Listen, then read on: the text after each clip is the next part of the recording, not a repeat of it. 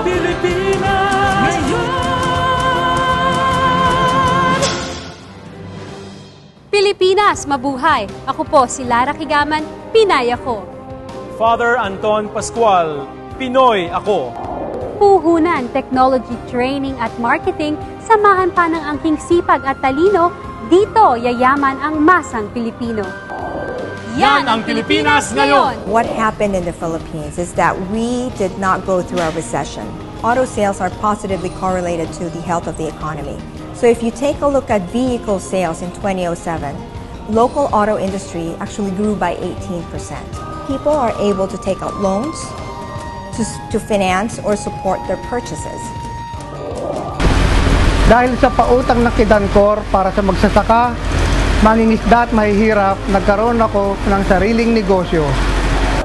Ang One Town, One Product program ay nakatulong sa maraming micro, small and medium enterprises. Nakapagbigay ng maraming trabaho at bilyong piso na ang kinita nito. Ang laking tulong sa aming mga vendors ang pagpapahiram ng puhunan.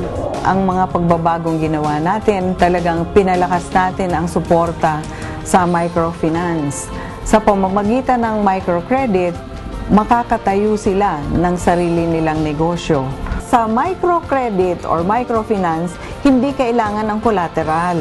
Kasi talagang ito ang ine-encourage ng ating pamahalaan na talagang matulungan yung maliliit. Ang pag-unlad ng mamamayan ay ang pag-unlad ng bayan, and that means a booming economy for the country. Kung kaya ko, kaya nyo! Yan ang Pilipino, kaya natin sa Pilipinas ngayon!